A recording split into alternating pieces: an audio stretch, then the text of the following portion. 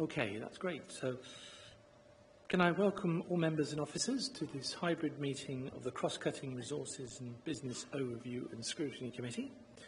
So this meeting is able to be viewed live by members of the press and public today. Therefore, I welcome anyone that may be watching remotely. A recording of this meeting will be made available on the Council's webcasting and YouTube channels, and after the meeting is concluded, should anyone else also wish to view it. Please be aware that this meeting is being transcribed only for the purpose of producing the minutes. The transcript will be deleted once the committee approves the minutes, and the transcript should not be downloaded by anyone other than Democratic Services. To confirm, as a council, we welcome the use of the Welsh language within our public meetings, but I can confirm that we've not received any notification or request to use Welsh today. Therefore, the meeting will be conducted in English only. May I remind members to refrain from using the chat facility and instead use the raised hand icon to indicate when you wish to speak. Please could you also keep your microphones muted when not talking so there aren't any interruptions to this discussion. Can I also remind members that as per statutory guidance made under Section 4 of the Local Government Wales Measure 2011 and our formally adopted hybrid meeting policy, any member attending a meeting remotely must be able to be seen and heard by the members and officers who are attending the meeting, as well as by members of the public viewing the meeting. So can I ask please that you all please use your cameras for the duration of the meeting. I know one councillor has mentioned they have some problems with their camera, so that's noted. That can happen, I know. So, moving on to our agenda. Niall, can we just confirm if we've received any apologies, please? Yeah, afternoon, Chair. We have received apologies from councillors Liam Cowles and Nathan Yole. Does anyone know of any other apologies? No? Okay. Thank you very much. So we move on to item 2, which is the declarations of interest. Could I ask members to state whether they have any declaration of interest to make, please? I see no hands. So we'll take that as read, but obviously if anything comes up where you feel you need to make a point of declaration, please say. So item 3 is the confirmation of the minutes of the meeting held on the 23rd of October 2025. So, Councillor Ashley. Yes, sorry, I was getting on to the minutes. I did actually give my apologies. I was on holiday.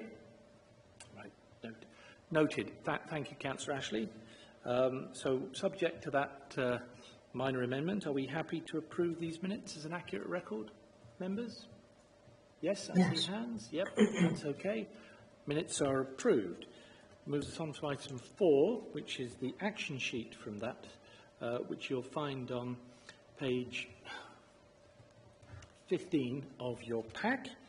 Could you confirm if you have any questions and whether you're happy to note the action sheet? I should say, obviously, a couple of those actions are outstanding because we're waiting for the substantive report, given that our meeting was not that long ago. All okay with that? Right, fine. So then we move on to the substantive item for this meeting, which is the initial revenues estimate, which you'll find starting at item 5 on page 17 of your pack. So the purpose of this report is to provide this cross-cutting resources and business overview and scrutiny committee, I think we're going to have to find a cheaper and simpler name, with the opportunity to review and comment upon the initial draft estimates. So I would welcome the officers and the leader to this meeting, who are, for those of you who are online, seated immediately in front of me. And I'll now hand over to Councillor Hunt and to Andrew, Lovegrove and Rob to introduce the report. So I don't know who wants to go first. Is that... they're all looking at each other. Andrew, over to you. Thank you, Chair. Good afternoon, members. As you said in your introduction, this is the first look at the 26-27 draft estimate process. This is part of the normal budget setting process that the Council follows. And ultimately, we end up in this chamber in March to set the budget and the precept levels for next year. There's an awful lot of detail in this report, and that's partly a reflection of the complex nature of the Council and their activities that we're involved with. But as you can see from the report, we've summarised this up into the headline figures, showing there that the budget gap is about £2.85 million at the moment on there, and we're working that through. I'll hand over in a second to Rob to talk us through more of the detail in the report. We're also joined here by a couple of the directors to help answer any questions we have in terms of details and specifics, also with the finance team, because they're very close to the detail, and it's their hard work that we're seeing the fruits of in front of you. So if I could hand over to Rob, if that's okay, he'll talk us through some of the detail. Thank you. Okay, thanks, Andrew. Good afternoon, everyone. Yeah, so as Andrew said, I'm just going to talk through the report. I'll probably spend about 5 or 10 minutes just running through the detail, and obviously happy to take questions on any of the content. So in terms of the report itself, just before I talk about the initial estimates for 26-27, you'll see that section 4 of the report just gives a very brief overview of the current in-year position. The reason for including this in the report is just to provide some context around the figures, particularly if there was anything surfacing in 25-6 that had the potential to be ongoing in terms of pressure that would then potentially impact upon the 26-27 process. So just to give that context, you can see that there's a table just at the beginning of the second page of the report, which gives an overview of the position as it was at the end of month 6 in this year. You'll see an adverse variance of 464,000, which is an improvement on the position that we previously reported to Cabinet at month 4 of 624,000. I think it's important to remember and recall that this time last year, when we brought the in-year position, we were talking about far more significant figures. So obviously, whilst it's still an adverse variance, it's a considerably improved position from 12 months ago. And you know, we have a degree of confidence that as the year progresses, that figure will hopefully or likely return to a balanced position, barring any major new pressures emerging.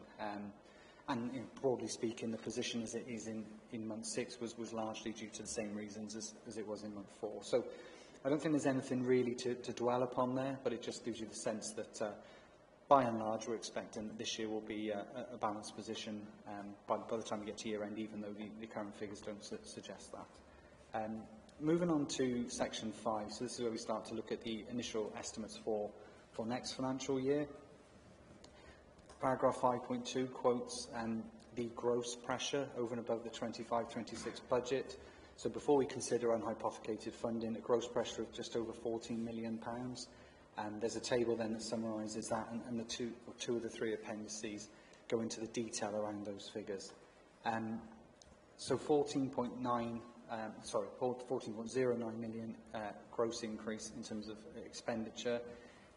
But what we are aware of and hopeful of is that some of the grants that we've received in this financial year, which are fairly significant, they come to just over £3.5 million in totality, around teachers' pay, non-teachers' pay, and the national insurance employers' rate change that was implemented for this year. We are expecting that those grants will transfer into the settlement for 26-27 onwards. So if that would happen, that would be, as I said, 3.6 million of funding coming into the settlement, and that reduces that gross gap down to a figure of £10.438 million.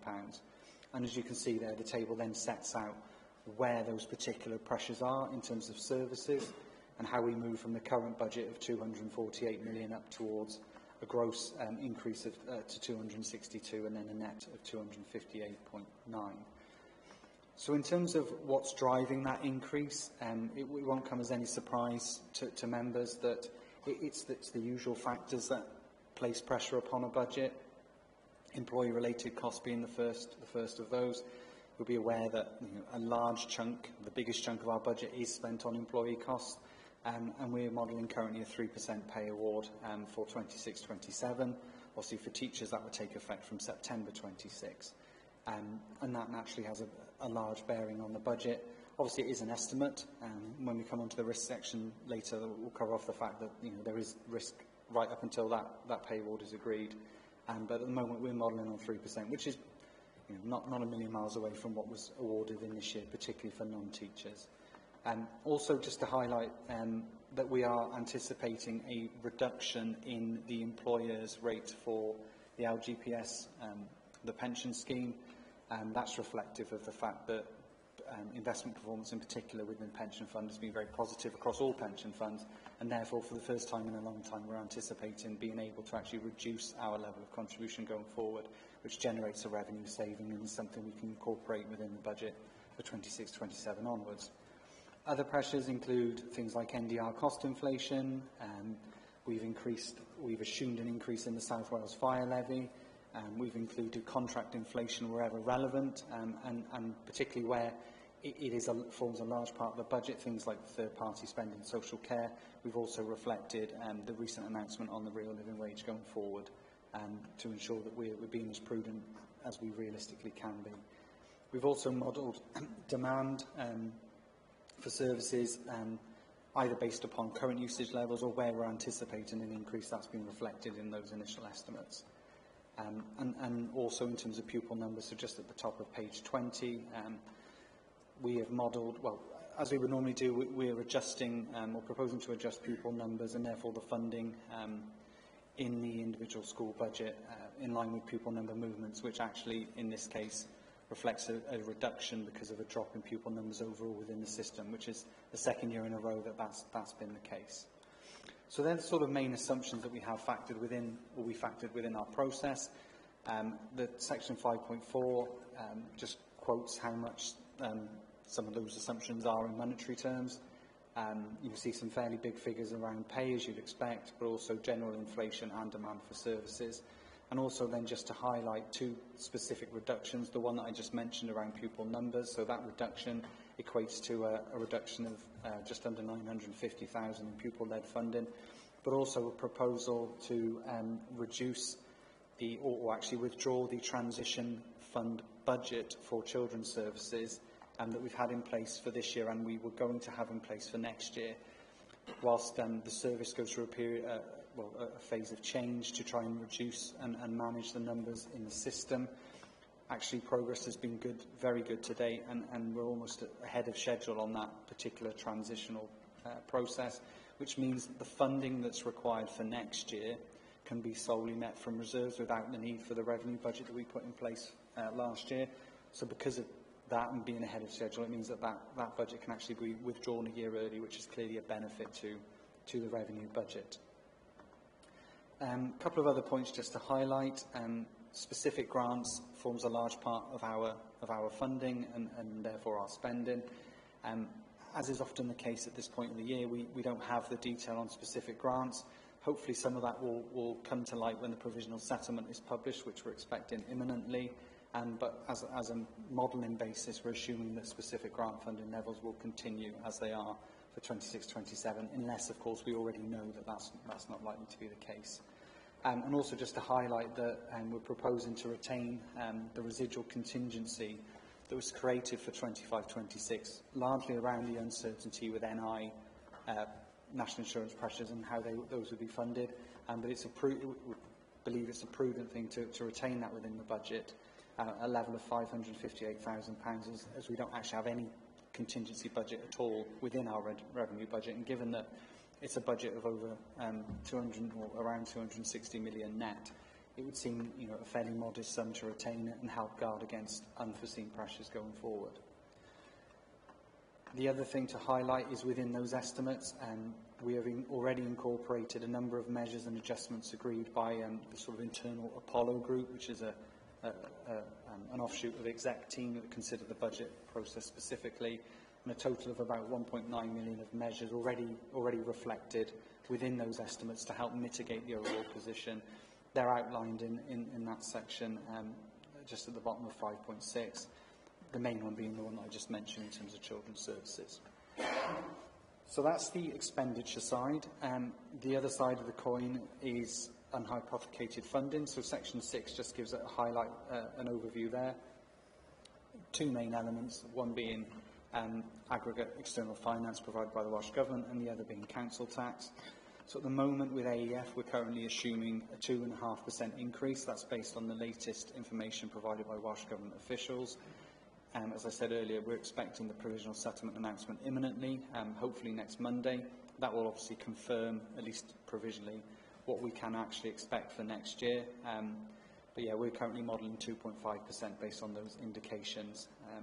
The other element is council tax. We are modelling in line with our MTFP assumptions. It's a planning assumption at this stage. It will be confirmed, the rate of council tax will be confirmed ultimately in March, but certainly once the provisional settlement is announced, that will give a clearer steer.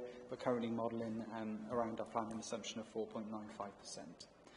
So those two factors, those two increases taken, would come to an additional funding of just over £7.5 million.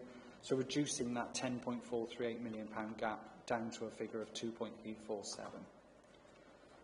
So obviously that's still a gap and needs addressing. So then attention turns to potential measures for addressing that gap. And the first one being looked at is around schools. Schools, as you'll be aware, in recent years have been provided in full with the pay inflation that's been identified in schools. And as a consequence, schools have been asked to absorb the non-pay inflation, which is always the smaller amount of the two. And at the moment, we're modelling on that basis as well. So what that would require is for schools across the board to absorb 311,000 of non-pay inflation that's been identified, but that's against an uplift of nearly 3 million to the budget overall, mainly for pay inflation. But taking that into account, that then reduces the gap, or would reduce the gap to just over 2.5 million. So that's where it sort of leaves us, and then obviously measures are required to address that residual gap. And paragraph 7.5 outlines some of the areas being looked at in order to bring that gap down to zero between now and the time that the budget is published in February and March. And just to give some highlights there, looking at things such as the Federation with Blaenau Gwent and whether there's anything there that could be mutually beneficial for the two authorities, looking at alternative ways of funding specific pressures, whether it be using earmarked reserves or potentially using specific grants to offset costs, looking at further mitigations where that might be possible, asking services to review the pressures that they've identified and whether there's approaches that can be implemented to either manage or negate those. We will have the council tax base confirmed for the forthcoming year shortly. If there's been a growth in the overall number of properties in the authority, that should give a little bit of additional funding on the council tax side. And obviously Welsh Government funding, whilst not within our control, is a fundamental element of the budget setting process. As I said earlier, we're modelling on 2.5%, but if that was to increase even by 0.5%, that would be an additional, just shy of £1 million. So that would make a huge difference. Hence why next Monday's announcement of the provisional settlement is so critical. So that's where we are, and that's the work that we're doing. There are some risks to highlight. So section 8 gives an overview of those risks, and just picking up a couple of those. Obviously, I've mentioned earlier about grant funding. We're assuming a steady state on grant funding until we have the provisional settlement and individual grant announcements. We never know for certain. And where any grants we believe or we know are ending in this year, we are also assuming that measures are being taken by the relevant services to manage that impact so that it doesn't manifest itself as a pressure on the budget. We're obviously making an assumption around the pay award. We don't know what that will be until those pay awards are announced. There's always a risk that that could go higher than we're expecting. Likewise, with the settlement, there is a risk that it could be lower than we're expecting. However, Welsh Government have given indications that they will be implementing a funding floor for 26-27, meaning that all authorities should receive a minimum of a 2.3% uplift. So if that was the case, that would be an additional 380,000 to find in order to bridge that funding gap. So just to highlight that the worst case scenario shouldn't be that much worse than where we already are now. And then just to highlight finally that we are assuming, as I said earlier, that those specific grants we've received in year will be transferred into the settlement going forward. And then section 9 just gives the next steps. Ultimately, this is all building towards council in early March because we have to set council tax by the sort of 10th, 11th of March each year. And 9.2 just sets out the different steps in the process in order to ultimately reach that point where we have a balanced budget for the forthcoming year. And yeah, that's it in terms of the overview. I've got nothing else to say. We're obviously happy to take any questions as and when appropriate. Thank you very much, Rob. Very concise and clear. Before we open up to members' questions, I would remind members of the opportunity to make recommendations during the course of discussion, should they wish to do so while leader and officers are present. Alternatively, they can formulate them at the end of discussions. Leader, did you want to come in and add anything? Yeah, just to draw your attention to a few of the points that were made there. First, the in-year situation. I think that projected, pretty balanced situation is something that's of great credit to departments and officers for managing. Secondly, in regard to 26-27, I'll just note the points that were made about the savings in both Apollo and the Federation work that's driving what I believe are genuine efficiencies and innovation across the across service areas and across the council. The children's services progress that Rob mentioned, I don't think is to be sniffed at, the way that that's been managed in a safe and sustainable way, but that's delivered that progress is a great credit to officers in children's services, and I think will result in better outcomes both for young people and for council budgets. The assumptions that are made, I believe, are prudent ones, and the point that's been made regularly during this process about schools being an absolute priority is one that I think sticks across the council. So just welcome the report and welcome the prudent approach that's continuing to be taken for managing what is a very difficult and uncertain budget. Of course, all these things are projections because no one knows with 100% certainty what's happening in the future, both in terms of demand and in terms of the money we get in. But I think it's a process that we've learned to manage well across the council.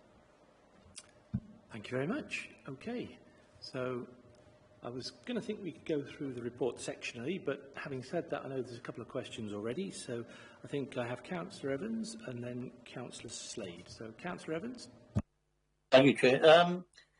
The question I'm going to ask in regard to fire levy, being the previous chair of the Financing Committee, we've got no council representatives at all on it now.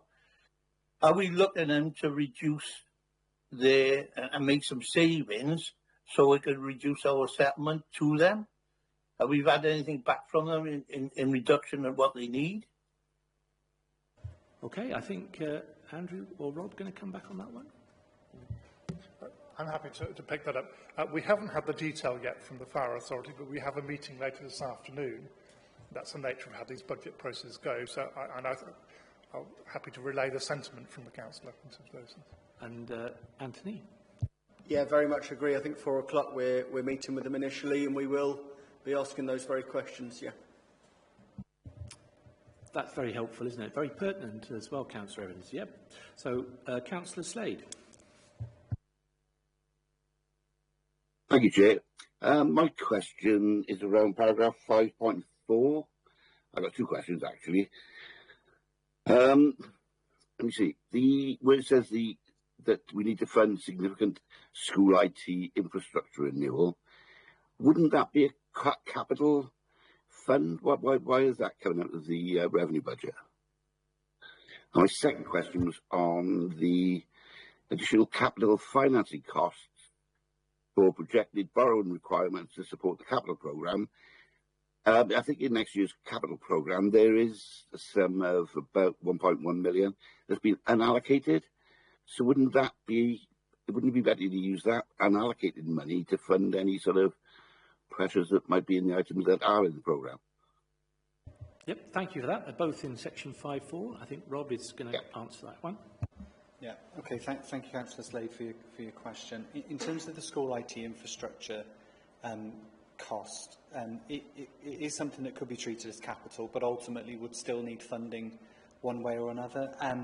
It's a pressure that, when it actually hits, which is probably about 3 or 4 years from now, that would be significant in one hit. So the idea by putting a smaller amount, and I know it's not an insignificant amount, but putting a smaller amount in the budget at this point allows a fund to be built up and supplement what we've already got in earmarked reserves ready for that renewal. So the idea is that in about 4 years' time, we'd have a fund suitable to enable the renewal of that infrastructure. It was the infrastructure that was originally funded by Welsh Government as part of the EdTech scheme, but the responsibility is on local authorities to undertake that renewal, and it was always a condition of their giving that funding that we would develop a fund ready to do that renewal, cover that renewal in well, 10 years as it will be by the time that hits. So that's the reason for treating it in that way, because alternatively, if it was to go into the capital programme, it would still manifest itself as a pressure ultimately on revenue, because we'd either have to borrow to fund that expenditure or it would come at some other cost. In terms of the capital programme generally, whilst there is some unallocated funds, clearly it's prudent to always ensure there is an element of unallocated contingency should any unforeseen capital pressures emerge in any given year. But also just to highlight that this amount of capital finance in sort of circa £500,000 in revenue is a far bigger sum in capital terms, because of obviously we'd be spreading it over a number of years in terms of repayment. So the sort of the unallocated amount of £1 million or £1 million to £2 million, if we were to use that, wouldn't give as much expenditure capacity as this would. And this is reflective of pre-existing commitments within the programme. So in order to meet those commitments, we need to ensure the revenue budget is adequate in order to service that financing. But just to highlight that it is one area that will continue to be reviewed right up until the budget is settled, simply because as capital commitments have the potential to slip, and if they do slip, that means that the revenue pressure tends to slip with it as well. So by the time we get to the final iteration of the budget, it may be that that figure is smaller if there has been some slippage on the capital programme side. Okay, thank you for that. Fire away, Alan. It just seems to me, are we expecting anything drastic in the capital budget then? Because like £500,000 contingency, I don't think there's not that much in the capital programme for next year, as I seem to recall. It just seems a lot, you know, for me. I think the total budget is £9 million. I think, you know, half of them. I think it seems a lot. I think it's a very helpful point to raise, and as Rob has said, it's obviously something to be kept under review. But I'll ask Rob to come back to you. Yeah, it just seems a lot. It just seems a lot of money, unless we are expecting something to go awry with the capital programme. Yeah, I think just to highlight that the £9 million that you're referring to, I presume is from the table in 5.2. That's the capital financing revenue budget, a large part of which is servicing previous capital commitments. So this is the sort of ongoing repayment of borrowing and interest associated with previous schemes. Going forward, as you say, there isn't a huge amount in the programme, and there isn't a huge amount to be funded through borrowing, but any borrowing over and above what we're already financing will ultimately lead to pressure. So £500,000 in revenue terms, it's quite easy to get to that figure, even if it's a relatively modest capital programme. So that's the sort of reason why that pressure is in there. But yeah, just to confirm that of that £9 million, the majority is funding existing or prior commitments that we've had on a capital basis. No, I took the £9 million from the capital programme that was published with this year's budget in March. Okay. Yeah, well as I said, the 540 pressure is also reflective of previous commitments and ensuring that we've got enough in that budget on an ongoing basis. So without sort of wanting to get into the technicalities around Treasury management, there will be an element of what we call internal borrowing that we've been able to do in the past to service our debt, and as that falls away, it manifests itself then in external debt. So some of that will be associated with that as well. So there are no sort of warning signs that something is coming ahead, if you like the British, for instance. I think in terms of schemes, there are some ongoing schemes that are still to be delivered, some fairly sizable ones around yes. The ones within the programme, such as the British or the waste transfer station and things like that. You know, there are, who knows what's around the corner. You never know with the capital front. It can happen fairly quickly and fairly significantly if if a building was to fail. But clearly, we're not saying that is the situation, but it is prudent to always have an element of contingency on the capital front, because those costs can escalate very quickly, even if it's just one specific issue. Okay, thank you. Thank you for that, and thank you for the response. Again, obviously something we can bear in mind if people have points to make as recommendations, and obviously as we get to the next stage of this budget process and subsequent reports. So I've got Councillor Seaborn. Thank you, Chair. I've got two questions. The one is, what proportion of the savings are reoccurring and what are one-off? And my other question is, what happens if the savings are delayed or demand keeps rising? So in terms of the savings that have been built into the estimates, to my knowledge, they are all intended to be recurring. There is nothing in there that we are assuming will only be a saving on a one-off basis.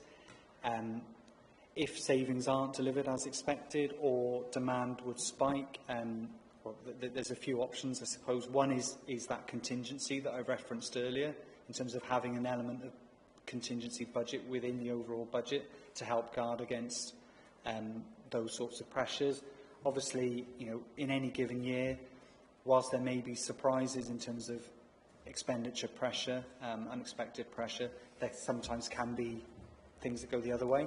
So, it may be possible on one-off occasions to just manage those pressures within the overall position.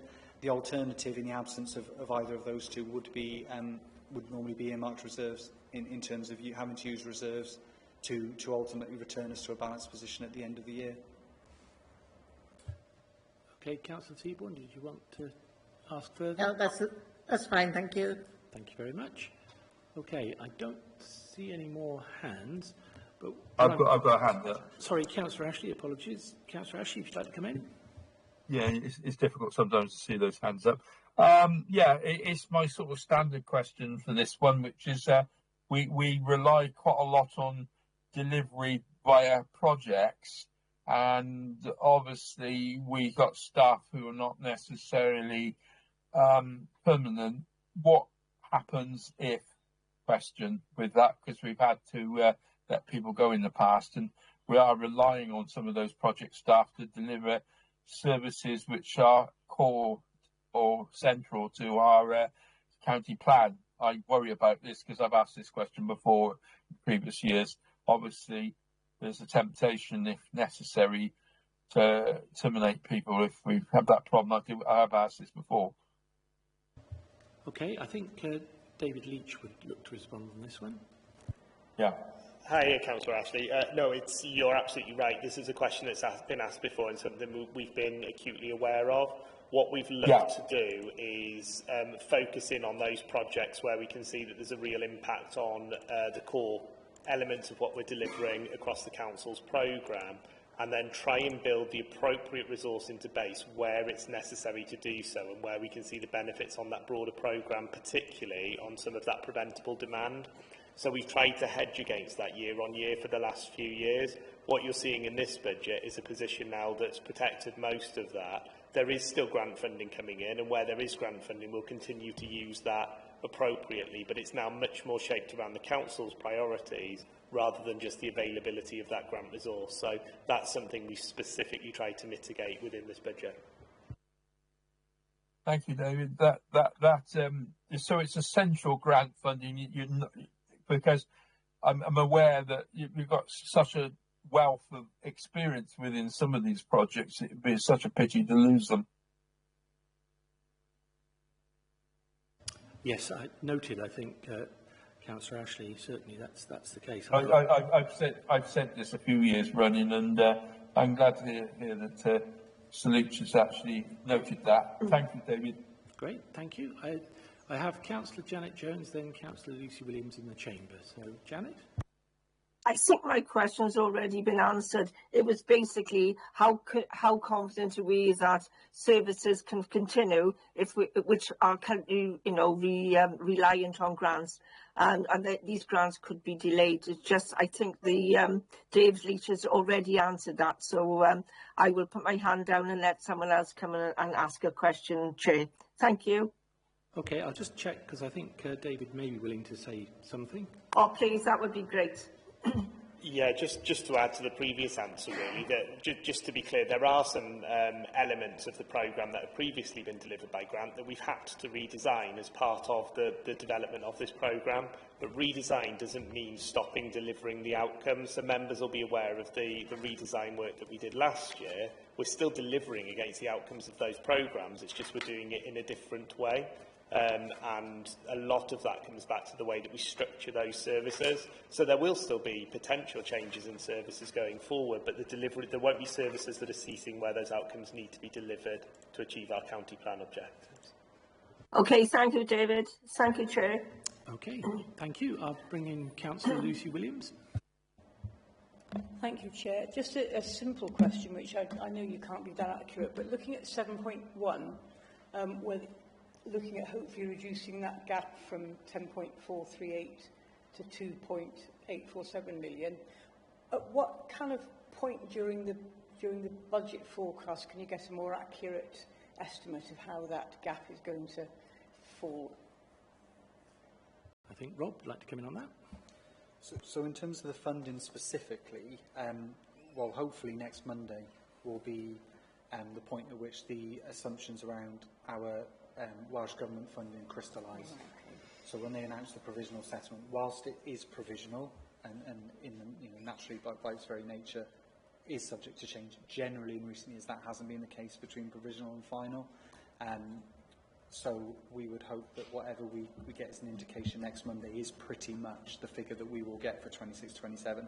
Council tax obviously goes through a slightly different process because that's within the council's control, and ultimately until the budget is approved in March, that is not finalised, but clearly, a planning assumption as we've got now will then develop into a preferred option from the Cabinet's point of view. So, but yeah, the really critical thing is the provisional settlement, and we should have clarity, hopefully as early as next Monday. I think the leader would like to add something as well. There is, of course, another sort of aspect and context to this, which I try and keep separate from our budget planning, which is the external lobbying that I do as finance spokesperson for the WLGA, and that lobbying is made more complex and perhaps unpredictable than usual by the current situation in the Senedd. Of course, the government doesn't have a majority to pass its budget, and the way things have been laid out now, there is an allocated sum that we are urging Senedd members of all political persuasions to have a conversation about. And obviously, as a local government spokesperson, I'm urging that money to go towards the delivery of local services. So there's a potential upside if other members of the Senedd can be convinced to support a budget that gives more money to public services, like schools, social care, the NHS, then that could have a positive impact on the AEF figure that's currently assumed at 2.5%.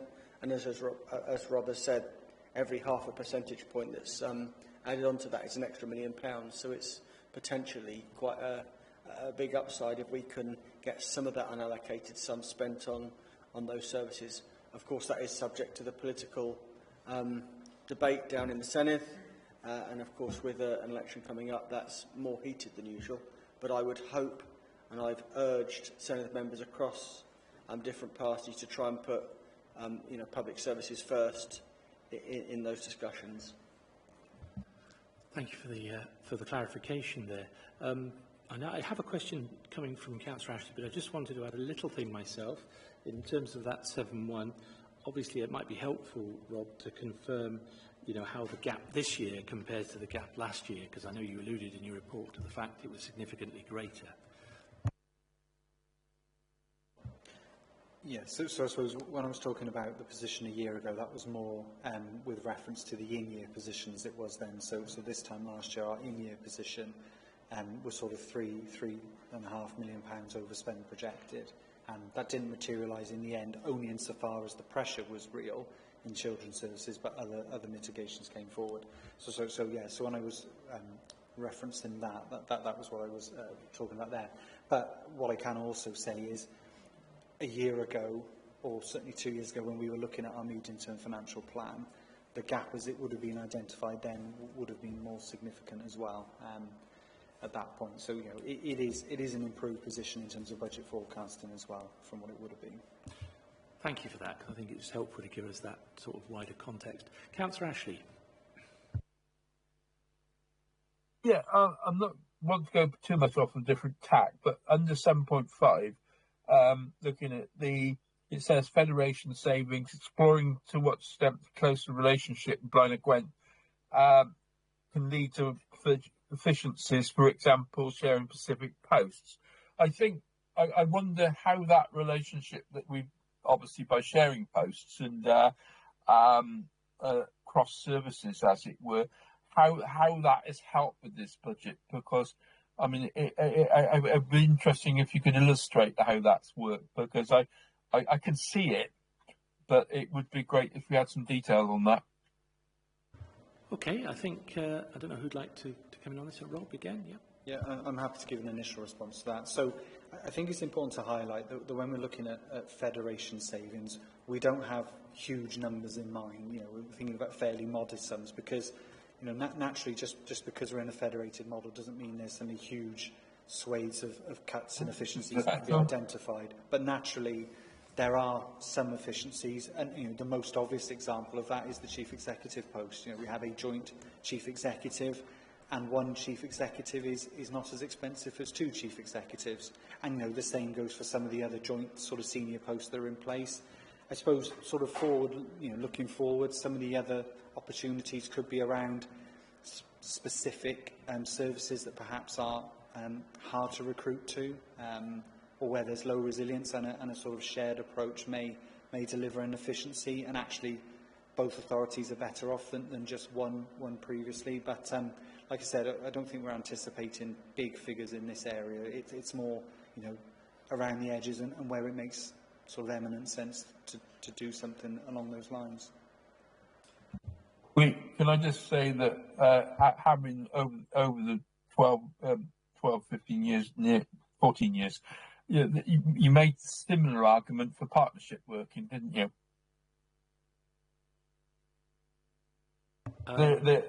When we come to scrutiny and said we've been wide partnership, it's a similar argument, isn't it?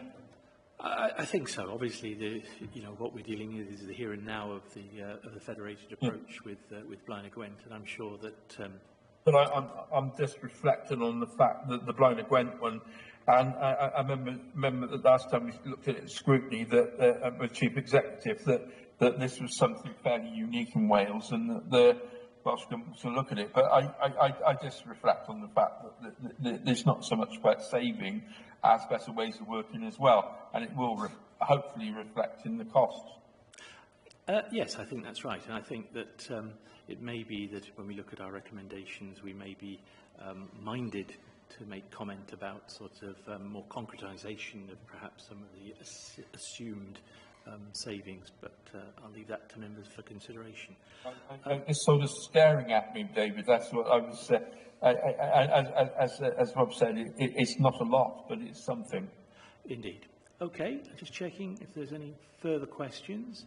I see no hands, so what I'm proposed to do is quickly work through each section of the report just to make sure that nobody has anything that may have been missed. So the first bit on paragraph 4, which starts on page 17. Any additional points, questions from members?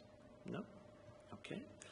So then the second part is the initial revenue estimates, which was on paragraph 5, page 18. Again, we've had a few questions on that. Just checking nobody wants to come in with anything further. Okay. Then paragraph 6, page 21, was on unhypothecated funding. So quickly checking if there's anything anybody wants to highlight. No. And then the initial funding gap and any questions, which is paragraph 7, page 21, which I think was the last question that was asked. Anything further, members? No. Right. And then anything on the risks and next steps, which is paragraphs 8 and 9 on page 23? No. Well, it looks like we've... sorry, Councillor Ashley. just wanted to be clear about our programme, which seems to be fairly imminent. That was all. You know, when we will know that when we will know things. Obviously, we will get to the next part 2 of this, won't we, where we do know things. So we go from this, which is estimates, through to actualities. I'll leave it at that. Yep, I think, again, colleagues, I would draw your attention to paragraph 9.2, which is the timetable, and we've already had the update from officers of meeting with Welsh Government on Monday and Fire Service this afternoon, so things will start to crystallise, I'm sure. So there are no further questions being raised, so officers and people in the chamber, you are free to go. And I'm sure you will be happy to leave us to our deliberations. So, colleagues, we'll give them a chance to leave because there's a few people to go, but we are still on camera, bear that in mind.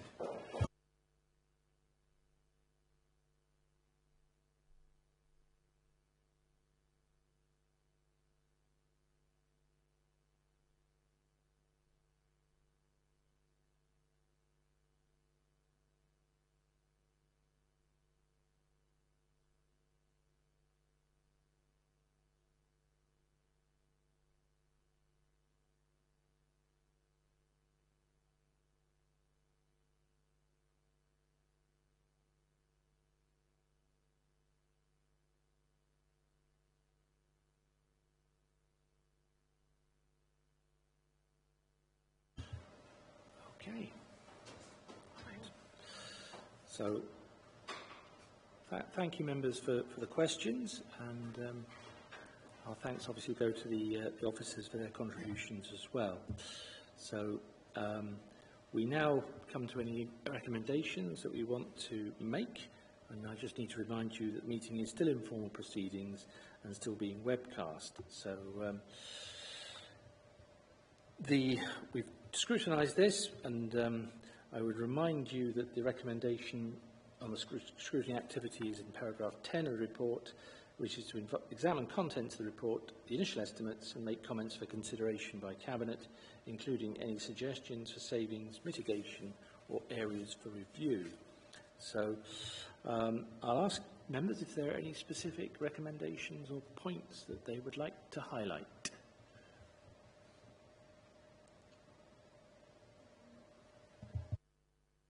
Councillor Williams. Councillor Lucy Williams. I think this is a recommendation just to suggest that I was just looking at the risks under 8 point, from 8.1 to 8.5, that if there were any that in the course of the budgetary year before we next meet, if any of those risks become more evident, that we get informed of those in a timely manner rather than waiting if it seems to be necessary. Okay, I think that's all. Yep, I think that makes a lot of sense. I think we've captured that. So essentially, any change to risks prior to the timetabled report, that we would want to be notified of that. Are all members happy to accept that? We'll frame that as a recommendation? Yep, I see hands up. Okay, I'll go to Councillor Seaborn, I think. Thank you, Chair. I think it's very difficult to make recommendations at this stage of the budget because it is, it's only initial findings without any knowledge of what we're going to receive. So I'm wondering whether or not this meeting could have been timetabled a bit later when we knew details, and whether that's a recommendation that we might have to look at to have this meeting when we actually know some information. Yeah, I think that's a fair point, but also a difficult one in that you're never quite sure when the meetings are going to be with Welsh Government. But given that we know that there's going to be the meeting with Welsh Government, perhaps we should be recommending that there is a report back so we know what the indicative elements are, even though we know that the final Welsh Government budget was yet to be determined and passed. Yeah. So is that fair? Becky. Thank you, Chair. Just to add to that, I don't know the specifics in terms of timelines, but I do know that this is always the week in the period where the finance team come and ask to have this. So whether there's I'm sure there is some sort of grounding in terms of the timescale with this having to go to Cabinet and perhaps Welsh Government feed into that in terms of their process. I can get some more clarity on the timeline for you in that respect if you want and get that back to you on the action sheet rather than a recommendation. But I do know that this is always, we're sort of given guidelines as to it having to fall in this week and a certain week in January in line with budget timelines overall, sorry. Yeah, I understand it's difficult, but it's also difficult for us to make recommendations if we don't know what we're dealing with. But can I commend the report, because it is a detailed report, and it does give us some information of what to expect. So I'm happy with the information that we've received. It's very difficult to make recommendations, I think. Yeah, I would agree. You know, and I think history is that the detail of recommendations tends to come later. But we've got a couple of points. I know Councillor Ashley wanted to come in. I would sympathise with both you, Chair, and Councillor Seaborn for that very reason. I've been in this position more times than I want to reflect on. But as Rebecca said, it is what it is, and the next report, they treated together, they make sense, and that's why I asked that question about timeline. That wasn't what I was going to ask, make a reflection on. The bit I asked about workers, I always like to get that in before the next meeting, because by then it's too late. I noticed you did note it. So Dave Leach's answer was good, but I think we need it in the recommendation as a backup to what you said. Sorry, I think we may need some clarification there, Councillor. The bit when Dave Leach answered a bit about they were doing things differently to make sure that we didn't get rid of essential staff that were only on fairly temporary contracts. Right. So this was, I think this related to over-reliance on project staff and how the restructuring was enabling functionality to continue, if I can summarise it. It's not the first time I've made that recommendation, but then I think maybe the last few times. It's a problem because we get knowledgeable staff that are with us quite a while, and they're still on rolling contracts. Okay, so there's actually, and I think aligned to that then is the sort of risk of loss of experienced staff if we fail to have the grant funding to retain them. I think that's the other part of it, if I read it right, Councillor Ashley. So we've made a note of that. It's not the first time I've said that either, but I think it needs to be said again and again. Fair point. Okay. Yeah. Anyone else wanting to come in? Councillor Chair, it's maybe an observation, but in the report it says that, you know, the restructuring of children's services, really big concern, because children's services can be affected very quickly with more demand. And that worries me that, yes, how confident are we that everything is in place that we can cover any necessary increases in required in that service? Again, we don't have enough information, as Councillor Seaborn has said previously, to go on it, but it's maybe just an observation, but it is something that worries me. Yeah, I think that's a fair point. It was one of the questions I had for myself at 5.6 was, you know, about the level of confidence in sort of reducing that funding a year early, essentially. So perhaps we can just look for some assurance. So we restructure that in such a way there can be a recommendation that we are kept or made aware of any significant changes in that particular service. Because as I said, it's coming a year earlier, but how confident are we that we can do it? Okay. So I think there's a bit there about sort of the committee being aware of any change in pressures demand that may require some revisiting in terms of the budget. I'm sure they'll have done it as thoroughly as possible, but maybe we can... I'm sure they will, but it's still an observation because, as you know, children's services demands increases quite quickly, and we just want to be mindful of that. Okay, Rebecca? Yeah, obviously, just to highlight as well that in terms of restructuring, the Children and Families Committee will obviously have already and will continue to keep an eye over that, and we'll look at that through future scrutiny meetings. So this obviously you need to scope this recommendation in terms of a specific funding recommendation rather than just a with regards to the structure. Okay. Thanks, Bex. Thank you for that. Okay. Is there anyone else wanted to come in? No. I think, colleagues, we've given that a good hearing. So I'll ask the officers to, if they can, sort of summarise the points that we came up with, which I think are about 3 or 4 observations stroke recommendations.